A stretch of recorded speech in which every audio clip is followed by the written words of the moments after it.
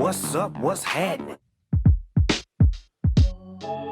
Welcome back, baby, to DMT Reviews with me, Sam Butler, and of course, my best friend in the whole wide world, oldest friend, and honestly, brother, Jack Dean Anderson. How you breeing? That's me. How you breeing is now a word. How I breeing? How you breeing? Breeing deeply, breeing in, breeing out, doing all the things, dude. Doing all the things. I'm doing well. How about yourself? Decent at best. Okay. Tell me about it. Gay at worst. Oh, sure. Just kidding. I'd be a lot better if we didn't watch what movie we watched today that we're reviewing. Actually, I don't know. I can't say that. There have been other movies we've seen in the past year that have been like, Jesus Christ. Yeah. There's been some bad ones. Was this bad?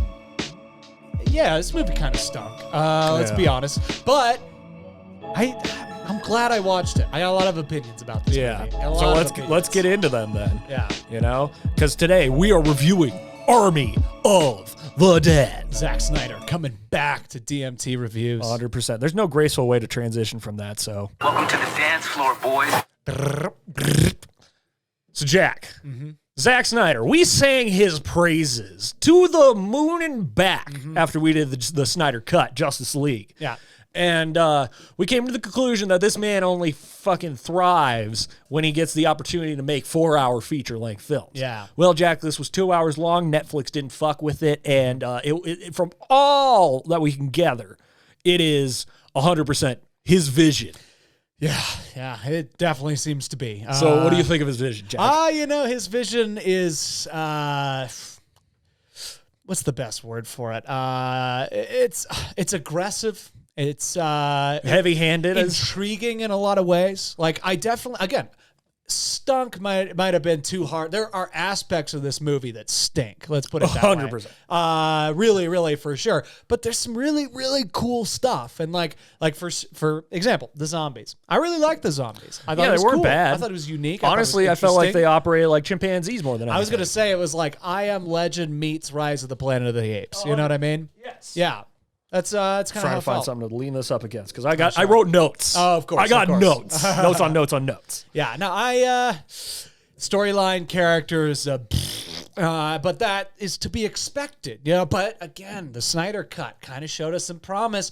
But remember, this movie was half as long. He doesn't have as much time for the character development. Release the Snyder Cut of Army of the Dead. I want the D'Elia cut. Okay. Yeah, we need the D'Elia cut. I'm telling you. Okay. Firstly, Tig Notaro knocked it out of the park for never having met Dave Bautista until a couple days or weeks ago. For filmed all those scenes completely CGI'd in, and sometimes it's obvious. But overall, she's tied for the best character for me. I thought she was phenomenal. I just couldn't help. This is the thing about recasting and stuff. I can't help but think what the other actor would have done, and I'm just curious, Yeah, and that's kind of how I watched it this whole time. And I mean, like, it didn't even take for the Avengers to come out for me to just totally like mentally block out the actor that was on screen and recast them digitally in my mind with who it should have been, because that's how I am with the Incredible Hulk. Edward Norton is not the star of that movie. It is now Mark Ruffalo in Sammy B's brain. Always and forever. Yeah. And so watching all the scenes with Tig, I'm like, this was written for Chris D'Elia. Oh, absolutely. And I know he did knock all the lines out of the park until he got recast. Right. So it kind of makes it a lot harder for you to just like sit there if you know the history of the story and just be like totally objective about this. Yeah. Because if you do look at it objectively, oh man, that's a great character and Tig did a great part. But then you know that it was written for Chris and Chris performed it and all this stuff and had to get recast at the last second. She had to shoot all her stuff on green screen, Hobbit style, like Ian McKellen. And she nailed it. Yeah. But I really wonder if Snyder was like, all right, can you do a Chris D'Elia impression? or now do an impression of Chris D'Elia, but knowing that you hate him. Right. So it's like a reductive character. Like she brought his entire performance to it, but she's just like sarcastic about it. Yeah. That's kind of what I was like. I hope that's not what happened. I don't know, man. I have no idea. I have no idea where she stands in all of this comedy stuff, but definitely after all this stuff came to light, 100% she would have been like the first person to turn guns right at Chris, even if she I was thinking liked him before. Right. I don't even know how friendly they were. I don't even know how involved she is with people in the comedy You scene. think Chris watched the movie? That's an excellent question. Based on this last episode of Congratulations, it doesn't seem like it. Is he talk about it at all? No, he doesn't mention it once. And it's been like a week and a half since the movie came out. Sure. Okay. So, and I mean, like, he kind of mentioned it his first podcast back where he's like, I'm not even in movies I was in. Yeah, right. That kind of thing. So I don't know. Jeez. But I thought she did great. And honestly, I was happy to see that she lasted as long as she did. Yeah, that was a big part. Yeah. It's like because now you think about it, you're like, wow, Chris D'Elia was the second to last person to die. Yeah, he like saved the day twice. Yeah. Yeah. It's pretty remarkable. Get in!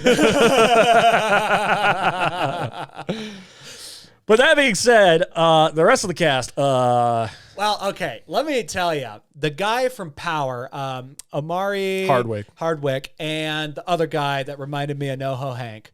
Oh, the German guy. The German guy. I thought they were great. They were stellar. I really enjoyed I enjoyed that. That's what I was going to say. They were the awesome. next. They were 2 and 3. German guy and then Omari. They were funny. But this is the thing about the movie. And you said this when we were texting about it. It's totally all over the place. It's a total fuck show. It's a disaster. It is the chaos that is Zack Snyder. But like, it has some really funny moments. It has some like fucking real moments. Well, let's start with the opening scene. Yeah. It's very funny that it's like this couple gets hitched in Vegas and then they go out on the road. They're both hammered. Right. And then the woman decides to give roadhead to the guy. Meanwhile, there's a military transport with a biohazardous zombie alpha transported through the desert, and the two people in the front who should have eyes on the road are just bullshitting. And then at the last second, they're like, oh shit, because this fucking car decided to drift into their lane. They get out of the way, it crashes into the main transport, blows it sky high. Yep, of course, because that's how cars work. Yes. Yep. And so when I saw that, I was like, okay, that's pretty funny. That's pretty funny that the zombie apocalypse was started by roadhead gone wrong. Well done. But immediately I could tell that this isn't going to be nearly as funny or campy as Dawn of the Dead because there isn't James Gunn writing it. Right. So Zach. I was like, ooh, all right. Let's see how this goes from here. I know there are two people other than Zack Snyder who wrote this. Yep. And I don't know what they did. I don't either. I feel like Zack Snyder was just overseeing whatever they had. And it was just like, okay, make my idea work and make sure it works in slow motion. Write the most generic team up sequence that we possibly can and put too many characters in. Yeah. Put way too many. Because, you can't lay enough groundwork at all. Yeah, we're jumping ahead a quick second because I just want to say, like, they go to get these people to be on the team, and like some are really interesting and some are kind of stupid and generic and blah, blah, blah. And it's just basically them going, hey, do you want to make $2 million? Yeah. Hey, you want to make $2 million?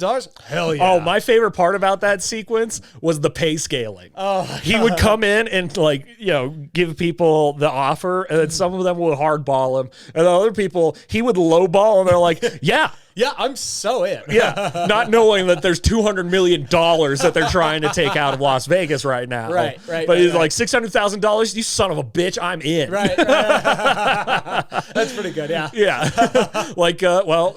Tig D'Elia's scene. Sure. I loved that introductory scene because it was just like, oh, $2 million, don't even say anything else. I'm in. I'm in. Don't say I'm in. Yeah. And then you can clearly see it was ADR'd onto that scene. She hasn't changed. It's like, Batista does not say she. No, he says he for sure. 100%. There are moments, especially in this one little moment where Batista and Tig are having a conversation and like walking down this tunnel, and then they stop and turn and talk to each other. And Batista's clearly looking at Chris D'Elia. Yeah, the eye line is a 6'2" man. Clearly looking straight at him, and Tig's like talking up to him, and he's like, yeah. They did their best. They did their best. Things got a little tricky. Yeah, along just the way, a little tricky. And I'm sure Batista was like, no reshoots. You get the fuck out of my life with reshoots. No, we need to do the whole movie. No. Like, no.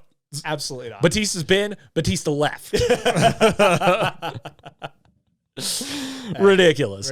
But I loved it too because, you know, here we go. I wrote, where is it?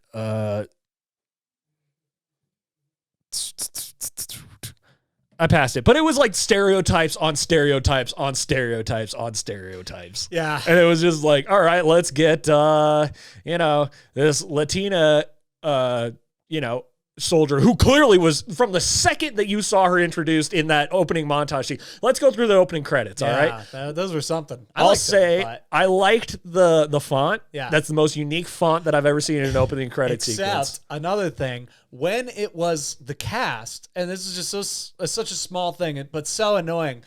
It would be like the first name and then a big space in the middle of the screen and then the last name and someone else underneath. Yeah. So it would be like Tig Dave and Nataro Batista. Yeah. You're like, just like, huh? Fuck, I'm an idiot. Yeah. Wait, no, Zack Snyder's a fucking idiot. Yeah. I liked the font being bright pink over that and big, but the spacing was fucked. It was so just, it's just unnecessarily foolish. But, you know, and then like right out that gate, you know, they laid on the blood real thick. I mean, it was like he saw Sweeney Todd and he's like, more. Absolutely. Absolutely. And then just thinking about the premise, because it's all isolated to Las Vegas, I was like, you know what Zack Snyder should have done? Instead of make this movie, put in all that effort, he should have just played the game Dead Rising 2 and left it at that. Yeah. Because it's exactly that premise. Except, you know, the stakes are high because your daughter has been bitten and you have to keep finding these needles to stick her with to keep her from turning into a zombie. And it's very fun and you get to do it. And that was something that came to my mind while I was watching it, that the zombie genre is perfected in the video game world. All right? Because you think about it, for sure. What zombie apocalypse is the manifestation of escaping death, running from death, and death just being this insurmountable thing, you know, that's just good. It comes for everybody. It can get everybody, and you're just trying to stay alive. Right. It's a lot harder for you to get engaged when it's just a bunch of nobodies with no fucking groundwork laid behind them, rather than if it's you personally up against Nazi zombies. You know, there's no story to Call of Duty Zombies, but you being invested in your own survival makes it more engaging of a genre. Right. And that's what I think, that's what lost me on Walking Dead. They killed everybody that you were engaged with from the start. That's why the first, you know, I would say, for me, I think I like the first 6 seasons, but I would say the first 3, I would say, are great. Yeah. And that's exactly it. I mean, you get to know these people and they do a really good job of it. And it's always about the zombies there. And I like the governor as a bad guy, but it eventually just kind of lost the zombies along the way, you know? It was set in this zombie world, but like, It turned into them camping in a prison, and then all of a sudden there's a new virus that just kills people. Yeah. They had COVID in the prison. Right. You know? And I tapped out after season 4, episode 1. I was like, oh, fuck you. Fuck you. Yeah. That is forced stakes. And let me tell you, there's forced stakes in this motherfucker. Yes, dude. there are, dude. You know, and right out the gate, when you see Batista in the diner, this big guy in a little apron, I'm like, that is less believable than Drax the Destroyer, an alien. Batista being a diner worker. Also, they made him wear glasses to make him more accessible because he's so gigantic. Right. And I'm like, where have I seen that before? Wasn't that the entire fucking driving plot of Stuber? What's that? He couldn't see. Yeah, and he didn't want to wear glasses anymore. Yeah. And then he ended up having to wear glasses to save the fucking day. It wasn't even. And it was to make it more accessible, honestly. He was just shooting them both at the same time and didn't want to take them off. He was like doing Stuber. You know, I really like my character in Stuber, so I think I'm going to reprise that role. Drax is going to wear fucking glasses now and shit. Oh, Batista is obsessed with the arc of eyesight. Drax, the optometrist. Do you think Dave Batista is having problems with his vision? I think he might actually be. Considering that he looks like this all the fucking time, I think he might. Just stop squinting, dude. I'm having a very hard time seeing what is in front of me. I put too many steroids in my face. What? Yeah. What are you talking about? I don't get old. My eyes don't get weak. The world is just getting blurry around me. He's definitely going to be one of those guys that plays himself. Yeah. He was good in this. I liked him, but he's definitely got to always be Dave Bautista / Drax. Yeah. And so Piggy, right after that diner scene, he gets hired by Scorpion, whom we just reviewed in Mortal Kombat. Got to go make that money. And he hires him to do this heist, and then he's just like, well, okay, I'm going to assemble my team who helped clear out. Because they're gonna nuke Las Vegas, which has been removed from the United States. Yeah, it was been segregated. The zombie apocalypse is strictly in Vegas. They fucking wrapped it around with just shipping cargo crates. Yep. And which smashed Dave Bautista's friend. And then in the news report where they're declaring, giving the exposition, Jack, two things. One, they declared Vegas not America.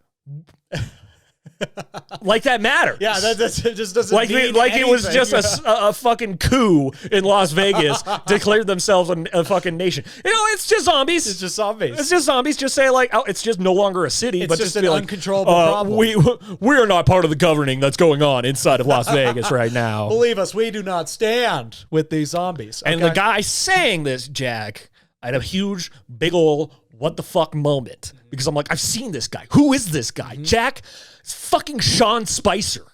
Who's Sean Spicer? Trump's first press secretary. I looked at him like, is that fucking Sean Spicer? I looked it up on IMDb. It's his only acting credit. Army of the Dead 2021. Sean fucking Spicer. How do you land on that? How do you land on that, Zack Jack? Snyder's got connections. Zack dude. Snyder is a Trump supporter, and we don't know it. He's dropping hints. He's dropping hints. He's making deals, dude. But Sean Spicer. We're about to have real zombies, man. It's going to happen. Yeah. Yeah. But how do you land on that? I don't get that. That just absolutely boggled my mind, and I'm like, how do you top that? Well, they top it the rest of the movie. Oh, they sure do. Oh yeah, there we go. So from that scene, you go to the camp outside of Las Vegas. One more thing I want to say about that opening montage and just Zack Snyder in general. He likes to let the track run. He lets it all play, start to end. No. Not only that, he likes to do that, but also he just finds the most magnificently shitty covers of amazing songs. Like, every fucking movie, except for Watchmen, has a horrible cover of a great song. Yep. And this one has like 6. And then at the end, zombie. Don't get me started on that fucking Cranberries song, dude. Zombie. I already hated that song. Now I hate it even more. Zombie. And that's not even about zombies. It's about like this horrible tragedy where a bunch of people die. Like kids died. Oh. Yeah. But I hate that song. I really hate that song. I mean, I don't know much about the Cranberries other than I hate that song.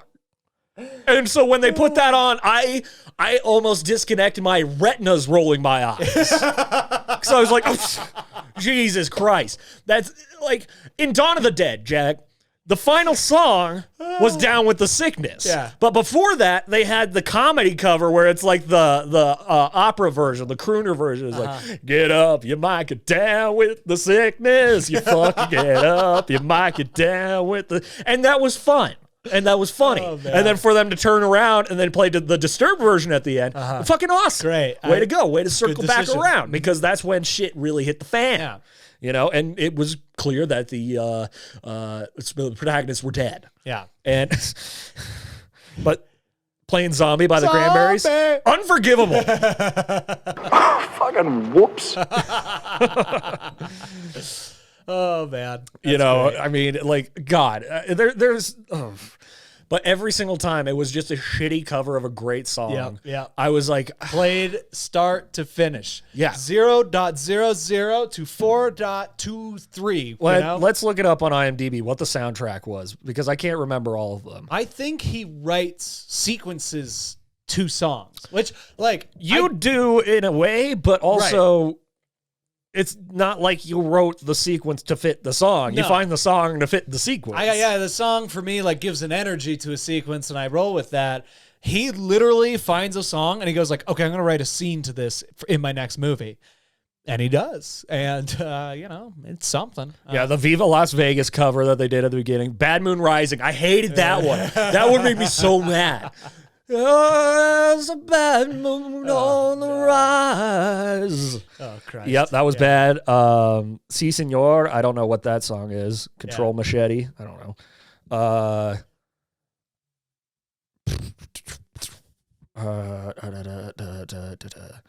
Two Elvis Presley songs. Do You Really Want to Hurt Me? I don't remember what that song is. Culture Club. Yeah, and then Zombie.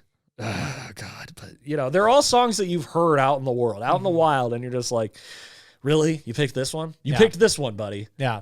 And yes, he did. And it's because he wants to get a bunch of big songs, but he doesn't have the budget to get the actual songs. So he just goes and he gets the covers. Yeah, it's like Watchmen. He just burned out all of his ability to get good songs. Warner Bros. Was like, never again. Yeah. Ever again. Yeah. Yeah. And then he recycles the Leonard Cohen Hallelujah for the trailer for Justice League after having it be for the fuck scene in Watchmen. Come together. That one too, dude. Right what is it with Zack Snyder and covers, bro? Over me. And I think that might be it. He can't afford the actual licensing of the original one, but he can sure as shit afford the cover of whatever goddamn band did that. Oh, but this is going back into what the stereotypes were, So like they had to get Batista. He's a big fucking thick softy, big dude. So he's a big dude with a big heart. And then right after that, it cuts to the camp where his daughter is at, his estranged daughter, where she's got this like kind of lesbian, but not quite lesbian relationship with a woman who insists on going into Las Vegas, and this fucking power thirsty dude with a mustache comes up and starts talking about it. Talks about sticking things up her butt. Yeah, let me use my rectal thermometer, which, I mean, this is the second zombie movie that Zack Snyder has made, with the first one having simulated anal sex. This one makes an anal sex joke, and it just goes... I'll tell you what, it's a big old whiff. He goes, yeah, exactly. He takes a big swing to make gruesome deaths enjoyable, like this guy, another character that we'll talk about. Oh my God. He goes out of his way to like make them the worst, but it's like so over the top, you're like, I'd want this guy arrested. This is not good. Yeah. Zack, stop. I want him to serve like actual punishment. Yeah, I hate this actor forever. But that being said, that guy, the way they took him out, I was like totally like, God damn it. He's going to be a fucking pain in the ass the whole rest of the movie, and then he's gonna die in a redemptive way. Now, the second they get into the fucking circle, they shoot him in the leg and use him for bait. I'm like, I was like, okay, cool. Okay, that surprised me. You're very easily down with it. Well done, well done. Okay. And then but in that scene, it's like all the zombies come out to come grab him and drag him off, and they entered like they were extras in Cats. Yeah. Jellicle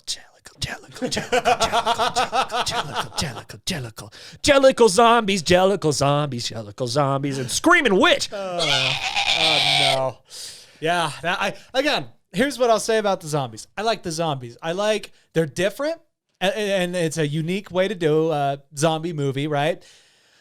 But again, this is what I would do, and this is just me. This is just my style of narrative. I would take those characters. I'd be like, I'm going to pick the 5 most interesting, and I'm just going to stick them in Vegas with those zombies. I'll still, because what I liked was like the Zombie King. I actually thought that was really cool. It was like Caesar, you know? Caesar in Planet of the Apes. He was smart enough to build a metal helmet. And I like zombies that gain intelligence because, again, we haven't seen it. And again, it's a well-done version. And it didn't happen until like season 7 of The Walking Dead that they could talk. Yeah, exactly. And they did. They didn't evolve until over halfway through the series. And this one was cool because it was kind of like Zombieland, where they could do like different zombies do different things, which is fun and cool. And that's, I mean, the closest you could do to like a video game zombie movie, Pick 5. Like, zombies is great. Like, the one that I always loved was the one where it's all the movie characters. It's Danny Trejo, Buffy the Vampire Slayer. Oh, yeah, Call of the Dead. Call of the Dead, yeah. Michael Rooker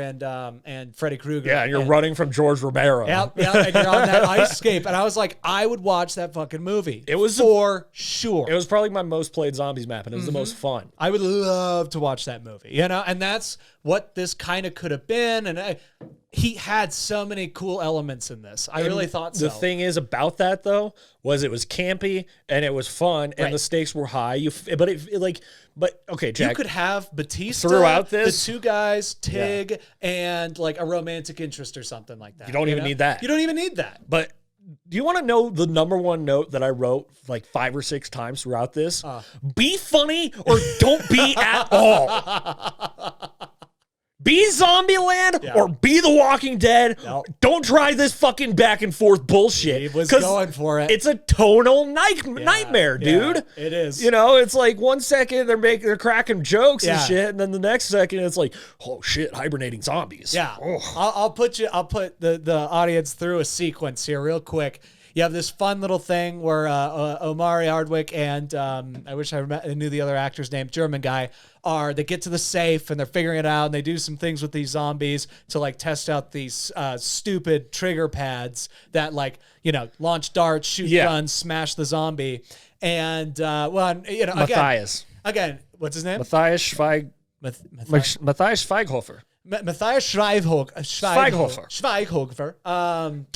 Or Matthias, I guess. They would say Matthias. So they do that, and it's a funny sequence, and it's a really funny sequence. Yeah, because really they were enjoyable. like, oh, it's not about the kind of meat, it's about the temperature. Right. You know? They heat it up with a The microwave. microwave and all a that fucking shit. zombie hand and throw it, and like he steps on the stuff and he gets all shot up and everything. And it every keeps time going. the zombies come at the guy, he screams, like, he goes, ah! It's so great.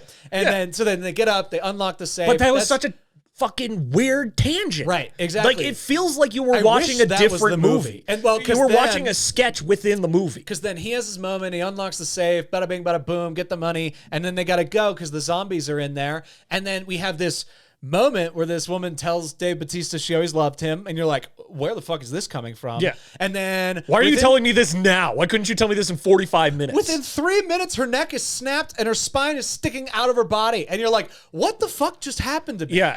And I mean, if he couldn't tell from the moment that he popped off that twist off beer with a bottle, like I saw that and got mad because they're holding Coronas, which are twist offs, and he popped it off with a bottle opener. I'm like, I don't know who's out of touch here. Who is out of touch? Is it Batista or is it Snyder? Because you twist it off. And I don't know why that took like such a lurching fucking glaring thing, but like right away I'm like, she wants to fucking marry him. Yeah, exactly. But like you don't, again, why bring it up? You know, you didn't really need to bring it up. They established that and you're just like, okay, I can see this being a love interest, and then immediately followed up with him killing his wife. Yeah. Him killing his wife, doing the thing. And it was super heavy-handed and super slow motion. And right there I was like, no, they're doing this. Estranged daughter, fucking redemption story arc. Be funny or don't be at all. And let me tell you, I don't. Well, you know me, Sam. I don't want to be a mean guy. You know, I don't want to be cruel. This daughter fucking stinks, dude. Okay. This daughter stinks. They meet up, right? They meet up in the camp outside, like and then her. she realizes her buddy went in with the PTSD the chick. coyote girl. Yeah, she's got PTSD, and I was just like, oh fuck, we do not have time for this character development. Yeah. And We've already got a team of 8 coming into this. yeah, dude. And then you're gonna bring in this one and just be like, What if this movie was like Planet of the Apes meets Predator? You know what I'm talking about? Like they go in like a team, like in Predator, and it's about those guys, and they're getting attacked by these zombies, and you learn more about the zombies as it goes, and it's like that, you know? Yeah. That would have been super dope. Yeah. I don't know. And then like when he assembled all of them, and before they go to the camp though, they're in the garage, and then Scorpion sticks them with Garrett Dillahunt, and then they're going over the plan, the rundown, and then they do a circle shot, Jack. Yep, they do. It was slow motion. Okay, so I'm like, some circle shots are really well done. The Avengers. Yeah. And then some are masturbatory. Age of Ultron. Right. And then some are just masturbatory and like I'm just picturing Joss Whedon watching the Age of Ultron circle shot, just like, this is the one thing I like about this movie. I wish that this circle shot, my circle jerk. I dude. wish I was jerking off Vision right now. Oh, Yeah. shit. No, Look at I this mean- Vision cock. Yeah, it's a circle jerk is what it is. But then like some of them are like a joke and foreshadowing rolled into one, which is like this. And I was just like, dude, stop cramming shit. Like, he crams shit when he doesn't have to, and then just leaves so much fucking room for certain things when he doesn't have to either. That's how you end up with 4 hours of Justice League and 2 hours of this. Yeah. You know? He's like trying another be funny or don't be at all. He's doing this, like, trying to make every genre movie another shitty fucking song cover. Oh man, yeah, no, but it goes all over the back place. to the daughter. Yeah. She comes up and then demands that she goes in with them. And right from that, and how easily he folded because of this estrangement, I was like, she's going to get everybody killed. Yeah. And sure enough, Jack. She gets everybody killed. And that's my thing is like, yeah, she's like strong and independent, but I'm like, she fucks everything up. Yeah. And I was like, okay, raising the stakes has to have impact, right? This one was whack as fuck, in my opinion. I was just like, what? Come on. Yeah. You know, it was easier to get her in there. I mean, no, it was easier to get her in there than it was to get Kong on the ship. And it was very easy to get Kong on the ship. Yes. So doesn't he offer her like $50 million or something? I don't even know if he did that. I think he offered his cut to her as like a consolation prize. And she hates him. Yeah, and he's just like, I know you hate me because of what I did to your mom. She's like, no, I realized she was a zombie, you dipshit. It's that you didn't hang out with me and talk with me. And I'm like, went on to be, trying to be Rick from The Walking Dead. And I was like, did you even talk to him though? Did you give him a chance? My thing like, is did you say, hey, you know what I need from you right now is a dad? She has a moment where she's like, looks at him and just like, I think I hate you. I just don't think there's any way that's going to turn around. And I was like, you better stay true to that then. Okay. When he dies at the end of this, which he will, and he does, you better not cry. She fucking cried. She's a liar. Dude. Yeah. She's a fucking liar. And then, and right after that, the porn stash guy comes up and, Coyote Girl recruits him and he, like, for the lowest price, like 10 grand or something like that. Yeah. He's just like, hell yeah. Why not? He doesn't even know that these other people are getting paid millions. And then, so they go in. They get in there. And everything's out of focus. Everything. It's like they had the camera stuck on portrait mode, like you have on your iPhone, where it gives you very low depth of field and very sharp up close. Yeah. But the depth of field is such that if you move even slightly, you get out of focus. It gives me a headache every and shot. Then every single character also was in a single shot. Yeah. There was no over the shoulders. There were no doubles. There were no like basic film school shit that he just broke the rules, disregarded completely. I have no idea what he was thinking. Like the compositions were all fucked because of it. I'm already gone out to say that I'm a better director than Joss Whedon. I might say that I'm a better director than Zack Snyder. You need to execute his visions. And because of that, Jack, it's something that I said a couple days ago, is that I feel like Zack Snyder is the Tim Tebow of film directors. Totally. Yeah. In the sense that he desperately, to his core, adamantly claims that he is the star. He is the quarterback. He should be calling the shots, running the plays, writing the stories. When in reality, he should be like a visual effects supervisor. Or a good AD. He'd be a great assistant director because he knows how to do stuff technical. That's true. The fight sequences, like the end of Batman versus Superman, the fights in Justice League, even the Zod and Superman fight for how heavy-handed that was. Very well done and choreographed. The special effects off the charts. 300, the entire movie was that. Watchmen also. But when it comes to story and shots, editing continuity, dude is out to lunch. Off the reservation. Do you think he thinks he's smarter than everyone? Yes. And it's almost like, Tebow being like, God wants me to be a quarterback. It's like, easy. But just like M. Night Shyamalan, Zack Snyder keeps getting chances. It took 10 years for Tebow to get another chance. And he accepted his role that he should have taken when he joined the NFL, being a thickle running, like he should have been a fullback or a tight end. That's what we said from the start. I'm telling you, every play is what the Jacksonville Jaguars are going to do. They're going to snap to Trevor Lawrence. He's going to hand it to Tebow at the fullback. Tebow's going to pitch it back to Lawrence, who's going to throw a touchdown. Every single play of the season. Yeah, and it's the choices that he makes that I'm just like, what are you doing, man? That's right. Like, for example, they Zack reveal... Snyder needs his Trevor Lawrence. Yeah, in the final trailer, they reveal there's a zombie tiger, right? And then you're just like, okay. I like the tiger. Yeah, and then the second they get into the walls, the zombie tiger shows up, and it's that exact footage from the trailer. And I'm like, you're going to reveal this now? Right now. Just do this right now. And then have them say, yeah, that's one of the tigers from the old Siegfried and Roy show. And I'm like, when does this take place? Because Siegfried and Roy hasn't been a thing since one of them got killed by the tiger. That's right. So what? The tiger's just been chilling in Vegas this whole time? Yep. What? What are you doing? What? What are you doing? And the tiger is cool, but there are aspects of the tiger that really gross me out. But like its face, just like the chunks that were out of it. I was, that's gross stuff. Yeah. But it's a zombie tiger. So and the point of it was really that the alpha zombie could turn anything. Hey, we both got tigers on our hats right now, by the way. You got an LSU tiger. I had 2 saber-toothed tigers killing a moose up here, dude. Oh, damn. I didn't know what that hat was. I thought there was like a deer and shit on there, but I didn't. Yeah. That's pretty sick. I like it. Ames Roast, check them out. Yeah. Yeah. LSU Tigers. I don't care. It doesn't matter to me. Hey, Joe Burrow was great. Hey, yeah, Joe Exotic. Mm-hmm. But the thing with the tiger was like, okay, if you're going to reveal it like that, I would love for it to be like the main boss villain. Right. Or just like a looming presence that they have to keep tiptoeing around. Right. It shows up there, and then it shows up again when they go to collect the witch's head, which Garrett Dillahunt, I will say, I love him. Yeah. And he's the tall Josh Duhamel. Yeah, basically. Tall Southern Josh Duhamel. Yeah.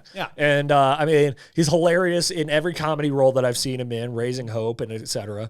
And then great in Deadwood. He kills Wild Bill Hickok. They kill him, but they liked him so much they recast him as another character. That's pretty cool. And then he's the deputy in No Country for Old Men. And so when I saw him in this, I'm like, he's going to be a bad guy, and he's going to do a great job being that bad guy. And then what it turned out to be was that he's basically Newman in Jurassic Park. It turned into Jurassic Park. Our fate is in your hands and your butterfingers. Your butterfingers? But like, he takes the coyote girl to go find the witch, and I don't know what excuse he had for that. Yeah, I don't know, because before that they're going through this hall, and apparently zombies hibernate, which is something. And they go in, and then this one girl's like, I'm going to go behind you because I think you're up to something, and we're going to talk about it. And he was like, okay. And he did that, and then he fucked her over, woke up all the zombies. She fought them all off. She take them down. We think she's dead. She jumps through a window, still gone. And everybody just watches. I labeled her expendable number 1, and then expendable number 2 quit before that, and the expendable number 3 was the guy who hired them, the blonde Mexican dude. And he lures her into that hall with the hibernating zombies, and I was just like, oh, well, there she fucking goes. And then she did not go down very hard at all. But they then could have saved her. They were standing They were there. all there, and there were like 4 zombies, and the other ones were like still coming, and and the one guy's like, no, and they're like holding him back. But like, you could do something about this. Yeah. You all have guns. You could not even move and do something about this. You just stand up, pop, pop, pop. You know what I mean? Yeah. Nope. No. And they just let her die. They let her die. And right away, expendable number 3 went up to Garrett Dillahunt and was like, hey, there's something up with you, man. He doesn't try to kill him. Nope. He just is like, yeah. But and I did kind of like that hibernating zombie sequence. That was probably cool. It was the creepiest part of the movie for me. I liked it a lot. I thought it was interesting. The second Garrett Dillahunt goes, that's a zombie tiger? Man, that's crossing a line. I'm like, that doesn't make sense. I should have said that's unnatural or something like that. But I'm like, so he's going to get killed by the tiger. Yep. And then he mentions it again when they go to find the witch, and he sees it. He's like, I hate that tiger, man. I'm like, it's going to kill you. He's going to get killed by and the sure tiger. enough, it killed him. Yep. And there's a tiger in the bathroom. In a very dope way, though. I really enjoyed that. And then it just crunched through his fucking face and just ripped the fucking front of his head off. Yeah, it's pretty And brutal. I mean, it was just like the Dilophosaurus, except more satisfying, in my opinion. Yep. I liked that sequence. Me too. And did they kill the tiger? I don't think so. I think that was the last time we saw the tiger. I was cool with that. Yeah, me too. Because the tiger lives. Yeah. Further into the ZCU. ZSCCU. Yeah, the ZSCCU. The Zack Snyder Zombie Cinematic Universe. It is real. Give me a break. Yeah. He gets a second shot. Oh, no. That's something that one was asking for. No. Restore the Snyderverse and the DC universe. Come on. It's too late. Too late. It really is. It's a done deal. It's Yep. game over, man. Yeah, he gets zombies now on Netflix. So anyway, let's rush through the rest of this because we got people waiting on us. True. So they end up finding the safe, and it takes a little while to crack it. And meanwhile, they're kind of fucking off and fucking around. And they cut off that witch zombie's head. That pisses off the king zombie. He sets off on an all-out assault. He was gonna have a baby. Oh yeah, that's right. Zombie baby. That's right. They had a lot of aspects of White Walkers as well. With the glowing babies and the eyes that turned out to be robots. But that was so what the fuck. That was so what the fuck, dude. Robot zombies. It happened twice, like 20 minutes apart. Yeah. What that like how? And nobody said there's no acknowledgement. Nobody says what the fuck except for us. And it was so quick and gone. They just move on. It's not like they bit some automated things at like pirates or whatever. Zombies. Whatever the fucking one. How is that possible? Why would there be robot zombies? Why would there be? Where would they come from? Why would they have the skin on? Why? You tell me, bud. I'm trying, but I don't know. I don't know either, bud. Move along. Yeah. Because that's what we got to do. We gotta. Carl's calling. Live on air. Yeah, one sec. And he's going to be, he will have been on air as you listen to the DMT 104, the 2-year anniversary. Yeah, check out DMT 104. It comes out the Friday before this. But so they get the money and $200 million. Too much money. They pack right into the bags as if it wasn't a ton of money. Impossible. Yeah. And so they go to escape, but right then the zombies are attacking and everybody starts dying. Amari gets locked in a safe after fighting the king, and something kind of happens, but we move past it. Yeah, we move past it.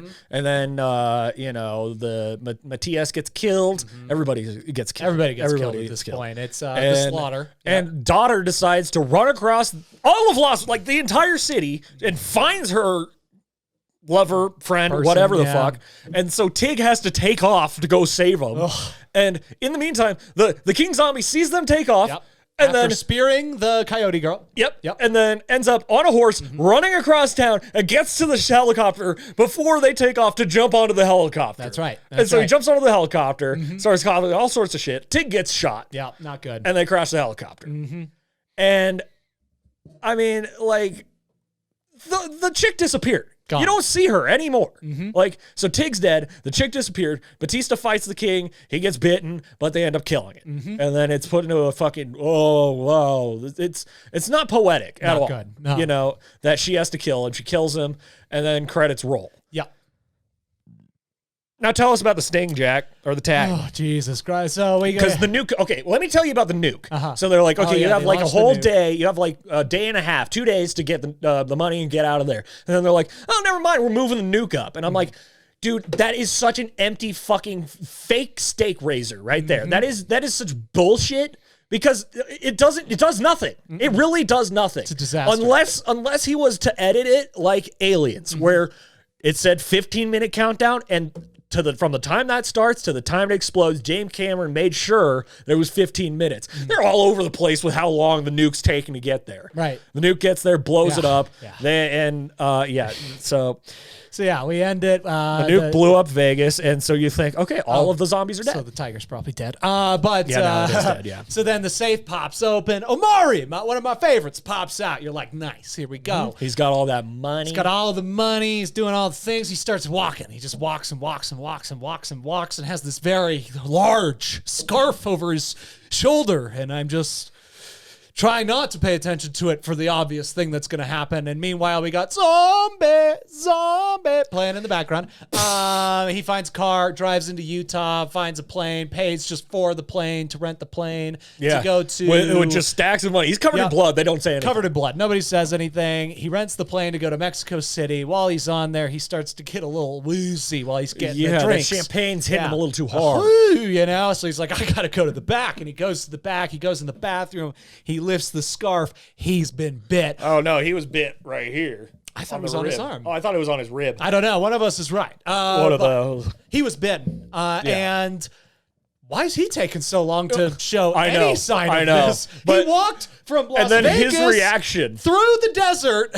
Through nuclear fallout.